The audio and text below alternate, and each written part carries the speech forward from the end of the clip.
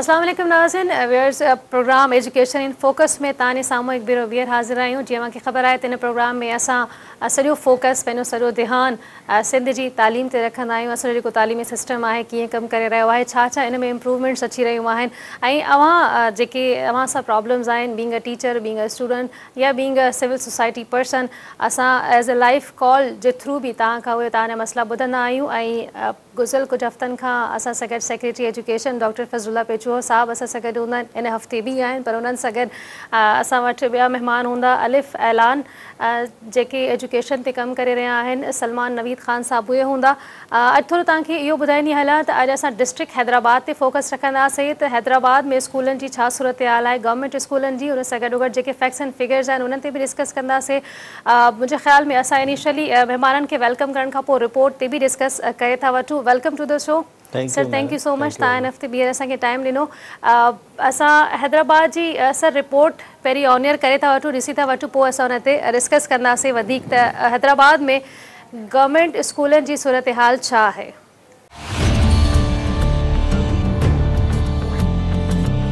हैदराबाद सिंध जो ॿियो नंबर वॾो शहर आहे, उन जे इलाइक़े अलीआबाद में मौजूदु आहियां, जंहिंमें फर्नीचर न हुजण जे करे सुहिणियूं गुलनि जहिड़ियूं ॿारियूं पट ते वेही तालीम पिराए रहियूं आहिनि। एॾो तरक़ी याफ़्ता मुल्क आहे असांजो पाकिस्तान, एॾो चऊं था त असीं एॾो तरक़ी कई अथऊं, सिंध खे एॾो सुधारियो अथऊं, इहो सुधारियो अथऊं त असांजा ॿार पट ते वेठा आहिनि। असां वटि पाणी जी सहूलियत कान्हे का, ॿार वीचारा पंहिंजे घरां पाणी जूं बोतलूं भरे ईंदा आहिनि या ब्रेक में ॿार वीचारा, वॉशरूम जी सहूलियत कोन्हे असां वटि। गटर सिस्टम आहे जेको असांजे स्कूल जो, पूरे कॉलोनी जा गटर असांजे स्कूल में अंदरि आहिनि ऐं एॾो माना गटर भरिजी वेंदा आहिनि त असांजे अचण वञण जो ॿारनि जो मसइलो, ॿार वीचारा किरी पवंदा आहिनि, टीचर सां मसइला थींदा आहिनि, असां गेट क्रॉस करे कोन सघंदा आहियूं। ऐं जेको बि स्कूल जे पुठियां वारा आहिनि उते फुकरा आहिनि, उहे चर्च पियनि या फायरिंग कनि या स्कूल में टुपी अचनि, पोइ स्कूल खे नुक़सानु कनि, लाइटूं टोड़े वञनि, असांखे माना उन्हनि जो इलाही आहे। दमशुमारी वधीक आहे, वधीक आहे, जंहिं लाइ मूंखे उस्तादनि जी ज़रूरत आहे ऐं हिन ॻाल्हि सवाइ असांखे कमरनि जी बि ज़रूरत आहे ऐं असांखे इन्हनि ॻाल्हियूं ॾुखायूं आहिनि। बसि पोइ क्लासनि में विहारियो था की ॿार वेठा आहिनि ते ॾिठा त उस में बि वेठा आहिनि वीचारा, गॾु असां ॿार मासूम आहिनि, पढ़नि था, तकलीफ़ आहे असांखे, कमरे खां सवाइ ॿार नथो पढ़ी सघे।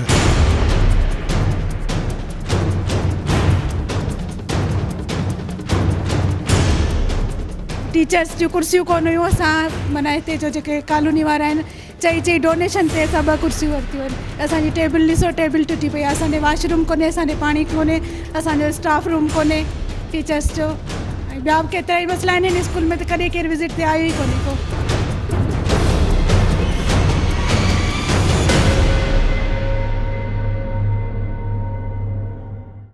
सर, हीअ हैदराबाद जे स्कूल जी रिपोर्ट हुई ऐं उन में इहो त सॼे शहर जी गटर लाइन्स स्कूल जे अंदरि आहिनि, फर्नीचर न आहे ऐं डेस्कुनि जे हेठां, टेबलुनि जे हेठां सिरूं रखी वेठा आहिनि, वॉशरूम जी हालत सभु तव्हां ॾिठी? महाराज, मां बिल्कुलु तव्हांजी मूवी ॾिठी। इन में इहो इशू आहे, ॾिसो न, हिकिड़ो प्रॉब्लम आहे, स्कूल जंहिं बि मोहल्ले में आहे, शहर जे अंदरि आहे, त सॼे मोहल्ले जा माण्हू जेके आहिनि पंहिंजा गटर ओॾे खोले छॾनि था, जेको प्लॉट आहे स्कूल जो। हाणे जॾहिं इहा सिचुएशन हूंदी, मां बेतहाशा स्कूल ॾिठा आहिनि, सखर में, शहीद बेनज़ीराबाद में, लाड़काणे में, उहो जिथे बि स्कूल जो प्लॉट उन्हनि खे नज़र थो अचे, चौधारी उन जा जेके गटर आहिनि उहे स्कूल में पाणी छॾे था ॾियनि। ठीकु, हाणे इहे रवैयनि जो इहो नामुनासिब रवैया आहिनि माण्हुनि जा, जंहिंजे करे इहो आहे। जीअं अॼु चए पई त टॉयलेट फैसिलिटीज़ न आहिनि, असांजे स्कूल स्पेसिफिक बजट वञे थी, स्कूल मैनेजमेंट कमेटीज़ जा फंड वञनि था। हिकिड़ो स्कूल मूं विज़िट कयो हिते कराची में, त उन में हाणे 25% मां इहो पंहिंजो ज़िक्र कयां थो, पर 25% असां जेका आहे चार्ज आहे स्कूल स्पेसिफिक बजट जी, उहा फर्नीचर जे लाइ बि रखी आहे। त जेको स्कूल स्पेसिफिक बजट में 25% पैसा वेंदा, उहे फर्नीचर ते उहे उते पाण वठी सघनि था, हेड मास्टर या तालुका एजुकेशन ऑफिसर या डिस्ट्रिक्ट एजुकेशन ऑफिसर कंहिं स्कूल जे लाइ। सो एॾो फ्लैक्सिबिलिटी असां जॾहिं रखी आहे उन शयुनि में, त उन्हनि खे पोइ उन्हनि मां सम्झां थो उन रूल्स खे ऑब्ज़र्व करणु खपे उनखे फॉलो करणु खपे शयुनि खे। सर असां सिंध टीवी न्यूज़ जा रिपोर्टर ज़फ़र हकड़ो बि असां सां टेलीफोन लाइन ते आहिनि, वधीक तव्हांजे ज़हन में बि को सवाल हुजे त उन सां करे सघो था, उनखां पोइ असां सलमान साहब खे बि इन कंदासीं प्रोग्राम में। ज़फ़र वॾी महिरबानी, तव्हां असां सां गॾु टेलीफोन लाइन ते मौजूदु आहियो। पहिरीं त हीउ ॿुधायो, हीउ हैदराबाद जे कहिड़े इलाइक़े जो स्कूल हो ज़फ़र? जी महाराज, ही हैदराबाद जे अलियाबाद गर्ल्स प्राइमरी स्कूल आहे जेको हाला नाके जे भरिसां आहे जी। उन हाला नाके जे भरिसां जेको अलियाबाद वारो इलाइक़ो आहे गर्ल्स प्राइमरी स्कूल आहे जी। उन में जेको आहे सो फर्नीचर न हुजण जे करे कई सालनि खां वठी जेके ॿार आहिनि उहे मासूम नंढड़ियूं शागिर्दियाणियूं आहिनि उहे पट ते रही तालीम पिराइनि पियूं ऐं उन्हनि खे तमामु घणी तकलीफ़ आहे। उन्हनि सां हिकिड़ो त इहो मसइलो आहे फर्नीचर न आहे, ॿियो हुननि सां वधीक वॾो मसइलो आहे त स्कूल जे चइनी तरफ़नि खां एतिरो पाणी बीठल आहे, उतां जा रोड रस्ता एतिरा ख़राबु आहिनि। एसओटीज़ में तव्हांखे शागिर्दनि ॿुधायो आहे त हुन रस्ते सां गुज़रण एतिरो महाल हूंदो आहे उन्हनि जे लाइ। सुबुह जो जेॾी महिल स्कूल वञनि था या उतां वापसि मोकल जे टाइम ते घर वञनि था त उन वक़्तु बि ॿार पटनि हिकु ॿियो हुन में रोड रस्ता न हुजण बीठल हुजण जे करे जेको आहे सो शागिर्दनि ऐं टीचर्स खे तमामु घणी तकलीफ़ सां हुते पहुचणो थो पवे पियो। ऐं हुनमें पंहिंजे एसओटीज़ में बि इहो ॿुधायो आहे त हू परे परे जे इलाइक़नि खां हुते अचनि थियूं, जेके टीचर्स आहिनि के कासिमाबाद मां अचनि थियूं, तकलीफ़ आहे। ऐं वॾो मसइलो इहो आहे स्कूल सां जेको आहे हुन में बाथरूम बि न आहिनि। हाणे गर्ल्स स्कूल हुजणु हिकु मामिलो आहे, गर्ल्स स्कूल वरी हुन में बाथरूम न हुजनि त इहो बि वॾो शागिर्दनि सां या हुनजे टीचर्स सां वॾो मसइलो आहे। ज़फ़र इन स्कूल जो सेमिस कोड तव्हां असांखे ॿुधाए सघो था? जी जी, हिन जो आहे पंहिंजो 4030201112 सेमी कोड आहे हिन जो। ऐं गर्ल्स प्राइमरी स्कूल अलीआबाद हालाना के भरिसां आहे। ठीक है, बड़ी मेहरबानी ज़फ़र, तव्हां ये रिपोर्ट तैयार कई है, तव्हां सां लाइन ते मौजूद हुआ। सलमान साहब, आप लोग भी एजुकेशन पे काम करते हैं, जाहिर बात है आप लोग रिसर्च भी करते हैं, आप लोगों की रिपोर्ट्स भी मैंने देखी है, हैदराबाद डिस्ट्रिक्ट भी आपके नज़र से गुजरा होगा, आप लोगों को ख़ुद वहाँ क्या ग्राउंड रियलिटीज़ नज़र आई? हैदराबाद बाकी सिंध के शहरों की तरह जी एक चीज़ उसके अंदर बहुत ज़्यादा कॉमन है। अब हमें ये बारहा नज़र आ रहा है कि वो जो पेरेंट्स हैं जो अपने बच्चों को बच्चियों को गवर्नमेंट स्कूलों के अंदर भेजते हैं, वो सिर्फ वो लोग हैं शहरों के अंदर रहने वाले जो मजबूर हैं, जो अफोर्ड नहीं कर सकते प्राइवेट स्कूलों में भेजने के लिए, जिसकी वजह से जो आपको निगलेक्ट है और जो स्कूलों की सूरत हाल है वो नज़र आ रही। स्कूल स्पेसिफिक बजट्स हों या स्कूल मैनेजमेंट कमेटी के लिए फ़ंड्स मुख्तस हों, असल इशू ये है कि जो वहाँ के मुखय्यर हजरात हैं या वहाँ पे जो कम्युनिटीज़ रिहायशी हैं किसी भी शहर के अंदर इस वक्त, उनके बच्चे इन स्कूलों के अंदर नहीं आपको नज़र आएंगे। जब वो नहीं नज़र आएंगे तो उन कम्युनिटीज़ का इंटरेस्ट भी नहीं है। हालानाका की नहर की सड़क, उस सड़क से मीरपुर ख़ास तक की हाईवे, ये है हैदराबाद या किसी भी शहर की जो इंटरेस्ट है वो ये है इंटरेस्ट। वहाँ पे गवर्नमेंट स्कूल वाइड एक सड़क के किनारे एक प्लॉट है जहाँ पे जिसे हम कहते हैं ना कि ये सिर्फ अब गरीबों के बच्चों के लिए रह गया है। ये जब तक ट्रेंड हम चेंज नहीं करते, और ये सिर्फ सिवाय स्टेट के और कोई नहीं कर सकता, कम्युनिटी पार्टिसिपेशन है, लोगों की बहुत ज़्यादा ज़रूरत है, लोकल गवर्नमेंट की, वहाँ के जो सियासी नुमाइंदे हैं उनकी बहुत ज़्यादा है। एक लिमिटेशन है सेक्रेटरी साहब की या डायरेक्टर एजुकेशन हैदराबाद की या डीईओ हैदराबाद की, और वो लिमिटेशंस ये हैं कि उन्होंने पॉलिटिकल प्रेशर्स भी सहने होते हैं, पैसे कहाँ पे खर्च हों और कैसे खर्च हों, इनको अकाउंटेबल ज़रूर ठहराएं हम। बहुत अच्छी की कि वो उनके ऊपर पॉलिटिकल प्रेशर भी होता है। रिपोर्ट में भी ये बात मेंशन थी, सर टीचर सेवन पे तो को विजिट ते ईंदो ही ना है, जेके डायरेक्टर एजुकेशन है डीओ ईडीओज़ आहिनि वो विजिट्स ही न कंदा आहिनि। सर इन जो जवाब वठंदमि, कॉल वठी था वठूं, काफ़ी देर का होल्ड ते आहिनि। मोहम्मद अफज़ल आहिनि खैरपुर मां। जी अस्सलाम वालेकुम अदा। जी अदा, छा चवणु चाहींदो? जी मुंहिंजो मसलो इहो आहे जी त मां यूनिट काउंसिल डिप्टी में पहिरीं पोजीशन खई आहे एमटीएस में। जी पोइ हिकिड़ो स्कूल जेको आहे सिलेक्ट कयो वियो हुयो जेको बॉयज़ आहे, पर हुनखे हथ सां मिक्स बनायो वियो जीअं 20 साल छोकिरी अची वञे उते। पोइ जॾहिं उन स्कूलनि खे मां गुआर साबित कयो उते जेसीं जी वैकेंसीज़ आहिनि वरी उहा वैकेंसी ॿिए स्कूल में ट्रांसफर कई वञी जीअं उहा ॿिए साल खाली छो थी अची वञे जॾहिं त उन स्कूल में एसेंट बि कोन्हे ऐं उते के बि GST जे लाइ उन 6 7 8 में के बि भाड़ा बि कोन्हनि ऐं हाणे उन जेको पहिरीं वारो स्कूल सिलेक्टेड हुयो उन में वैकेंसी बि आहिनि त बि उहो पोस्ट ॿिए हंधि ट्रांसफर कई वई जीअं उहा छोकिरी सिलेक्शन ते 20 स्टार आहे। ठीकु आहे सर कुझु पुछणु चाहींदा को सवाल ॾाढो रोको भॻो आहियां। अच्छा अफ़ज़ल साहब मां इहो इशूज़ इहे आहिनि असांजे NTS जेके वैकेंसीज़ जा अवेलेबिलिटी जा प्लेसिंग जा हिकिड़े UC हिन सां आहे त उहो मटाए करे ॿिए हंधि रखियऊं ट्रांसफ़र कयूं डॉक्यूमेंट्स बि UC जा ठारायूं। हाणे इहो आहे जंहिं वक़्तु वर्ल्ड बैंक जी डिमांड क्रिएट थी उन वक़्तु जेकॾहिं वैकेंसी या स्कूल जेकॾहिं बॉइज़ आहे त पोइ त ठीकु आहे जेकॾहिं उन वक़्त जे डॉक्यूमेंट्स में जंहिं वक़्तु डिमांड क्रिएट थी त हिते डिमांड आहे कंहिं उस्ताद जी या टीचर जी त उन वक़्तु अगरि मिक्सड आहे त पोइ हाणे थी सघे थो त छोकिरियूं हिन खां बहितर परफॉर्म उन्हनि कयो हुजे त उहे पर जेकॾहिं बॉइज़ स्कूल आहे मां अफ़ज़ल साहिब खे एश्योरेंस थो ॾियां जेकॾहिं बॉइज़ स्कूल आहे ऐं उनजी वैकेंसी ॿिए हंधि खणी विया आहिनि मां इन इशू खां वाक़ुफ़ु आहियां डिफरेंट इशूज़ आहिनि इन्हनि खां वाक़ुफ़ु आहियां ऐं शायदि मूं सम्झां थो इंक्वायरी रिपोर्ट बि हाणे कढंदासीं हिन मसइले ते इहो थिया आहिनि इशूज़ हाणे उनखे या त बर्दाश्त करिणो आहे असांखे ओवरऑल पैरामीटर्स में ॾिसणो आहे त मेरिट फॉलो थी आहे माना हाणे 90% या 100% जे विच में जेकॾहिं अधे सां का कोताही थी आहे कंहिंजी कंहिं ज़्यादती कई आहे एजुकेशन डिपार्टमेंट वारे त उहो अज़ालो कयो वेंदो इहा एश्योरेंस मां ॾियां थो। ठीकु आहे कॉलर आहिनि गुल मोहम्मद आहिनि शहदाद कोट मां जी अस्सलाम वालेकुम अदा। वालेकुम अस्सलाम। जी अदा। अदी मां IT टीचर आहियां गवर्नमेंट हाई स्कूल शहदाद कोट में। जी जी अदी मुंहिंजो आहे 17 ग्रेड ऐं उते हाणे गस्ता जो हिकिड़ो माना बिना ऑर्डर जी अची हेडमास्टर थी वेठो आहे 16 ग्रेड जो।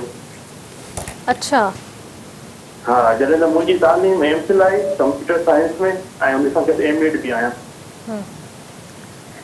ठीकु साईं खे रिक्वेस्ट आहे त माना मां हाणे गज़ेटेड ऑफिसर 17 वारो ऐं 16 जे अंडर में कमु कयां। तव्हां सेमिज कोड मूंखे ॿुधायो। सेमिज कोड ताईं हा त उहो मूंखे यादि कोन्हे को उहो मूंखे पोइ SMS करे छॾियो मुंहिंजे नंबर ते या 8398 इल्मी ते। वरी महिरबानी जी सर इन खां में असां सवाल इहो त जेके विज़िट्स न थींदा आहिनि जिन जी रिस्पॉन्सिबिलिटी आहे तव्हां रिपोर्ट में बि ॾिठो उन्हनि खे छा चवंदव या उन्हनि खे हाणे उहो अगेन मां चवां थो त माण्हू ज़िमेदारी जो मुज़ाहिरो कनि जॾहिं असांजी गवर्नेंस सही न आहे अकाउंटेबिलिटी सही न आहे त पोइ इन क़िस्म जा इशू पैदा थियनि था। कोशिशि इहा कजे थी त अकाउंटेबिलिटी खे ऐं गवर्नेंस खे इम्प्रूव कजे उनजे लाइ वर्ल्ड बैंक असांखे सपोर्ट करे थी फंडिंग करे थी। मसइलो इहो आहे असांजो त हाणे जेको माण्हू नथो वञे मिसाल डायरेक्टर नथो वञे या जीअं पाणी जो ॿुधायूं त ड्रेनेज जो पाणी बीठो आहे स्कूल में पाणी पीअण जो कोन्हे इहे इशू लॉन्ग स्टैंडिंग इशूज़ आहिनि। मिसाल हिकिड़ो स्कूल ठहियो हुते बुनियादु रखियो वियो रोड हाणे मथे थी विया आहिनि त रोड आहे उनजी लेवल स्कूल जी हेठि थी वई माण्हू पंहिंजो घर त ठाहे थो पर जीअं सलमान साहिबु चयो त ऑनरशिप स्कूल खे नथी मिले उन पाड़े वारनि जी त जेकॾहिं ऑनरशिप ॾियनि छो त उन्हनि जा ॿार उन स्कूल में नथा पढ़नि। सर ॾाढी सुठी ॻाल्हि कई त ओनरशिप असांखे being a civil society person महसूसु करणु घुरिजे फील करणु घुरिजे। सलमान साहब जब ऑनरशिप समझ में आ गई हम लोग भी करना है लेकिन क्या वजह है कि लोगों को वो एतमाद ही नहीं है गवर्नमेंट स्कूल्स के ऊपर या गवर्नमेंट का जो एक तालीमी स्ट्रक्चर है उसके ऊपर वो एतमाद क्यों नहीं बहाल होता लोगों का? देखिए जी बहाल तो हमेशा उसी वक्त ही होगा जब आपको अच्छी सर्विस वहाँ से मिलेगी। जो वालिदैन हैं वो हमेशा अपने बच्चों के लिए बेहतर से बेहतर चाहते हैं वो अपने घर के लिए भी बेहतर से बेहतर चाहते हैं। अगर वो उनके पास इतने वसाइल हैं तो वो पुलिस के ऊपर पुलिस की सिक्योरिटी की बजाय अपने सिक्योरिटी गार्ड्स रखते हैं। वहाँ पे रूरल हेल्थ सेंटर या बेसिक हेल्थ यूनिट जाने की बजाय या तालका हेडक्वार्टर जाने की बजाय वो प्राइवेट क्लिनिक में जाते हैं जहाँ पे अगर उनके पास वसाइल हैं तो वो 50 रुपए वाले प्राइवेट स्कूल में भी जाते हैं जहाँ पे 8वीं पास बच्चा या बच्ची पढ़ा रहे होते हैं या मैट्रिक पास बच्चा या बच्ची पढ़ा रहे होते हैं बजाय उस स्कूल में जहाँ पे अभी एक कॉल आई MPhil और MEd। अब आपके पास एक तरफ ये है और दूसरी तरफ आपके पास ये। एक इत्तेफाक की बात है, असातिज़ा की मैं बहुत, जहाँ पे भी मैं हूँ ऑब्वियसली सब हम यहीं पे इसी वजह से हैं कि असातिज़ा हैं तो उनका एहतराम भी उसी तरह। मगर आपने ये देखा 2 कॉलें हैं अभी तक आई प्रोग्राम में आपने इंक्लूड किए, उन दोनों में से किसी ऐसे फ़र्द की नहीं थी जिनके बच्चे या तो स्कूलों में पढ़ते हों या जिनको ये इशू नज़र आ रहा हो असातिज़ा की तरफ से थी, उनके अपने मसाइल हैं और वो मसाइल जेन्युइन हैं, वो सॉल्व होने भी चाहिए। मगर ये चीज़ ये भी शो करती है कि हमारे यहाँ कम्युनिटी के अंदर ओनरशिप नहीं है। पॉलिटिकल इसको इशू बनाना बहुत ज़्यादा ज़रूरी है। जब तक हमारे जो लोकल गवर्नमेंट के नुमाइंदे हैं और वो इन हवालों से या वादे या इनकी डिलीवरी नहीं करते, उस वक्त तक कम्युनिटी ओनरशिप नहीं आ सकती, क्योंकि वो ज़रूरी है। वहाँ पे जो काउंसलर्स रहते हैं वही उन्हीं लोगों को रिप्रेजेंट करते हैं।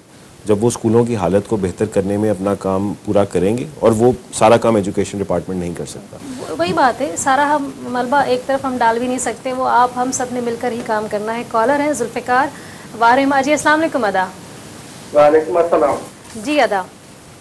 असांजो पेटीएम साहब का ये सवाल है तो हिते असांजे 12 लॻे ॻोठ आहे रहीम बख्श भुगियो, जिते ॿ ॾींहं वल जज साहब उनजे ॻोठ ते स्कूल ते जॾहिं छापो आयो त 12 सिविल जज त उन स्कूल में होटल खुलियल हुयो। स्कूल में छा खुलियल हो? होटल हलंदड़ हुयो उन स्कूल में। अच्छा। असांखे जॾहिं उन जांच वरितीसीं त उहो ख़बर पई त उहो उते 2 स्कूल आहिनि, प्राइमरी गर्ल्स ऐं प्राइमरी बॉय, उनजा 2 कमरा ठहियल आहिनि। उन्हनि कमरनि ऐं स्कूलनि जी एसेनी मंज़ूर न आहे, थियल उते स्कूल हलंदड़ ई न आहिनि। सिर्फ़ु सिंध हुकूमत जे तरफ़ां 72 आहे माण्हू उन पंहिंजा बिल्डिंगियूं ठाराए छॾियूं ॻोठ में पंहिंजे सिर्फ़ु कमकार जे लाइ, सामान वामान रखण जे लाइ। हाणे उन ते जॾहिं रेड थी आहे, उहो होटल उते हलंदड़ हुयो, होटल मालिक खे बि जज साहब बंदि करायो आहे थाणे में। इन जे लाइ हाणे छा एक्शन थींदो? ठीकु आहे, वरी महिरबानी। जी सर। ज़ुल्फ़िकार साहब, जेकॾहिं जज साहब उनखे बंदि करायो आहे त उहो बंदि पियो हूंदो, जज साहब केस हलाईंदो। जेकॾहिं इहो ट्रेसपास आहे, प्रॉपर्टी में सरकार जी प्रॉपर्टी आहे, हाणे मसइलो इहो आहे न त हे त जज साहब रेड कयो, हाणे इहा सितम ज़रीफ़ी आहे असांजी सोसाइटी जी, उन ॻोठ जी, उन होटल वारे खे सुञाणींदा हूंदा। बिल्कुलु, उहो उनजो माइट हूंदो, मक़ामी माण्हू हूंदो।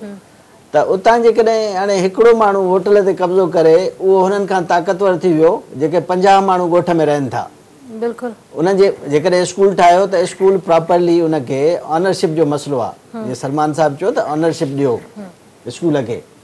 हाणे जज साहब छा थींदो, जेल में पियो आहे, उन ते FIR कटी हूंदी, डेफिनेटली थाणे में कटी हूंदसि, बेल कराए हलियो वेंदो, पर उनखे सज़ा त न मिली। थी सके तो ॿीहर शुरू करे छॾे वापस पंहिंजो कमु। पर जेसि ताईं सोसाइटी एक्टिव न थींदी उन इलाइक़े जो, तेसि ताईं इहो कमु इहो पियो ईअं हलंदो। सर शायदि तव्हांखे यादि हुजे, असां गुज़िरियल प्रोग्रामनि में डिस्कस कयो, तव्हां इहा ॻाल्हि कई त कॾहिं भी इहो न थियो आहे, कभी ये नहीं हुआ सलमान साहब कि कभी पेरेंट्स खड़े हुए हों, एहतजाज उन्होंने इस चीज़ पे किया हो कि जी हमारे स्कूल बंद हैं या टीचर्स नहीं आ रहे, हम जिस तरह से दूसरों पे एहतजाज करते हैं मसलों पर। मैं आपकी बात यहाँ पे थोड़ी सी ब्रेक का टाइम हो रहा है, हम ब्रेक के बाद आते हैं तो आपसे ही कंटिन्यू करेंगे। Viewers, program education in focus में वक्त है ब्रेक, जो स्टे विद अस।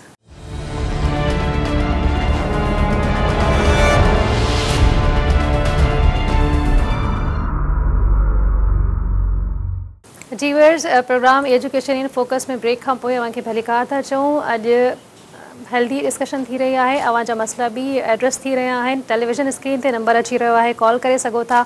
ऐं जॾहिं भी कॉल कयो, पंहिंजे स्कूल के बारे में जॾहिं भी मसलो डिस्कस कयो त कोशिश करे स्कूल जो सेमिस कोड ज़रूर डिस्कस कयो या शेयर कयो, त जीअं सेक्रेटरी साहब के आसानी थे उन स्कूल के बारे में मालूमात ऑन स्पॉट हासिल करण जी। जी सलमान साहब, ब्रेक से पहले आप कुछ बात कर रहे थे। जी, मैं ये कह रहा था कि जी अब हमारे यहाँ सिंध के अंदर ऐसे अक्सर रोज़ अखबारों के अंदर ऐसी कहानियाँ आती हैं जहाँ पे वालिदैन अपने बच्चों की तालीम के हवाले से ज़रूर आवाज़ उठाते हैं। वो उतना नहीं है जितने इश्यूज़ ख़राब हैं, मगर इतना कम भी नहीं है कि हम उसको बेसाइड पे रख लें। और एक ये चीज़ बड़ी क्लियर है कि जहाँ पे भी आवाज़ उठती है वालिदैन की तरफ से, वो इलाके हैं जिनको हम देही इलाके कहते हैं, जहाँ पे क्योंकि वो शहर में नहीं है तो वहाँ पे किसी बिजनेसमैन को ये मौका उसको नज़र नहीं आता कि वहाँ जाके प्राइवेट स्कूल खोले। अच्छा, एक सवाल मैं आपसे पूछूंगी, हम दूसरों पे तो बड़ी आसानी से सवाल कर लेते हैं, बीइंग अ मीडिया पर्सन मेरे ख्याल से हमें भी ये कुछ अपने ऊपर भी क्रिटिसाइज़ बर्दाश्त करने की ज़रूरत है। आपको लगता है कि मीडिया अपना किरदार बिल्कुल ठीक अदा कर रहा है, चाहे इलेक्ट्रॉनिक हो या प्रिंट हो, एजुकेशन के मसाइल उजागर करने में? देखिए, मीडिया का काम है जो स्टोरी है उसको सामने लेके आना।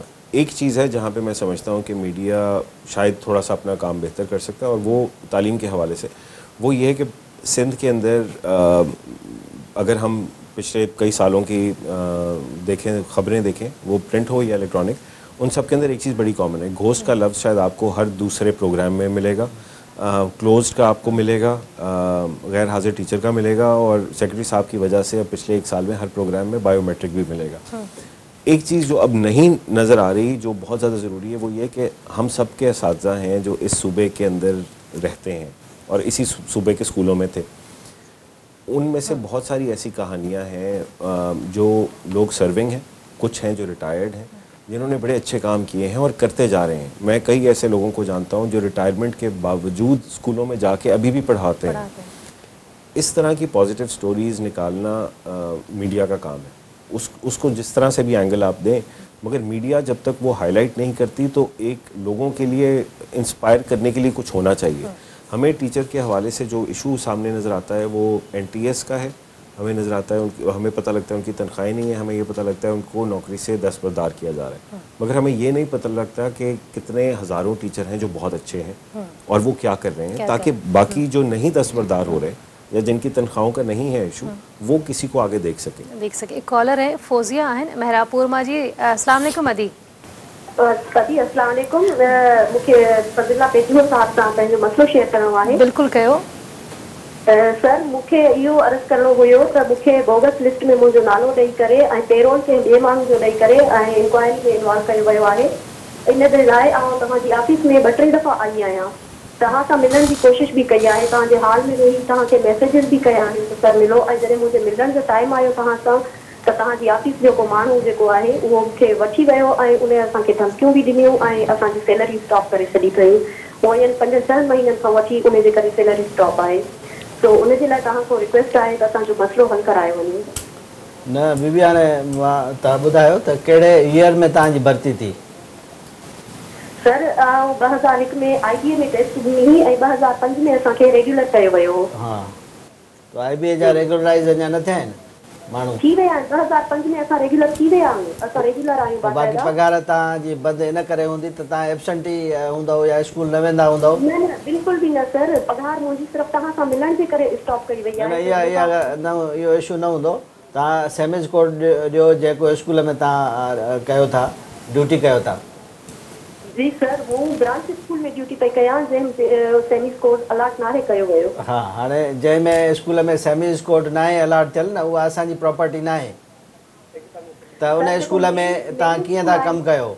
हिकिड़ो त उहो स्कूल असांजे पेरोल ते नाहे, SNE नाहे, उन स्कूल में तव्हांखे डायरेक्टर कीअं पोस्ट कयो आहे? तव्हांजो घर बि उन जे स्कूल जे भरिसां हूंदो। 41 60 532 जेको आहे उन जो मेन स्कूल जो असांजे जो कोड आहे। हा, 41 60 532। हाँ, 41 60 532 सर। न, इहो नाहे, 9 डिजिट आहिनि हिन में। 500 आहे सर। 500 आहे जी। ॾिसजे, हाणे इहो कंसोलिडेटेड स्कूल लॻे थो, जंहिंजे सेमिज कोड नाहे, कंहिं ॿिए स्कूल सां अटैच आहे इहो। पोइ बहरहाल मूं ॾिसां थो, तव्हां पंहिंजो 8398 ते मैसेज कयो मूंखे। जी सर, असां इल्मी ते असांजो रिकॉर्ड भी उते असां सभु कुझु सबमिट करायो आहे। इल्मी ते असांजो कॉन्टेक्ट हूंदो आहे, कॾहिं रिप्लाई कनि था कॾहिं नथा कनि, कॾहिं रेस्पॉन्स। इल्मी जो नंबर छा आहे? कंप्लेंट नंबर हूंदो न तव्हांजो? जी सर। ॿुधायो। जी सर, 1071 2862। 2862। जी ठीकु आहे, ठीक है, वरी मेहरबानी। रिजॉल्व कयूं था इशू तव्हांजो इंशाल्लाह। मुंहिंजे ख्याल में हाणे थोरो लाइटर अगरि नोट ते अचूं त तव्हां सां मिलणु एॾो महांगो पइजी सघे थो कंहिंखे। मे बी इज़ ट्रू, कंहिं सेंस में ॾिसजे त असांखे माइक्रो मैनेज मां नथो करे सघां शयुनि खे, ओवर ब्रॉड पिक्चर मैनेज कंदा आहियूं।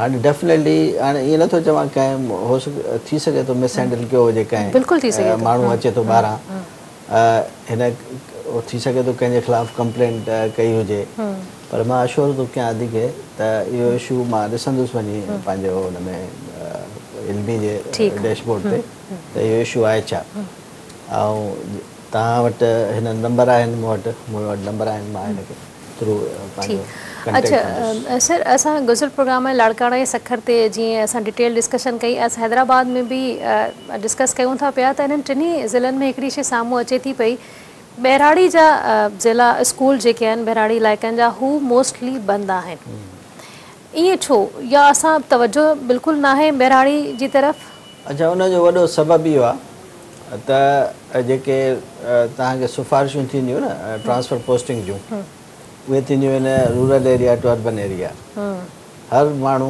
छोकिरी हुजे टीचर या छोकिरो टीचर हुजे अर्बन जी तरफ़ वञणु चाहे थो हैदराबाद में रहणु चाहे थो हैदराबाद में हुनजा ॿार आहिनि पढ़नि था पंहिंजे ॿार जी हिफ़ाज़त करण लाइ ट्रांसफर कराइनि था ॿियनि ॿारनि जी हिफ़ाज़त नथा कनि हाणे इहे रवैया आहिनि हानिकार आहिनि सोसाइटी जे लाइ त पंहिंजे ॿार जो त तव्हां बर्दाश्त नथा करे सघो पर ॿिए ॿार खे छॾे था अचो मिसाल वठो टंडो अलायार में स्कूल आहे को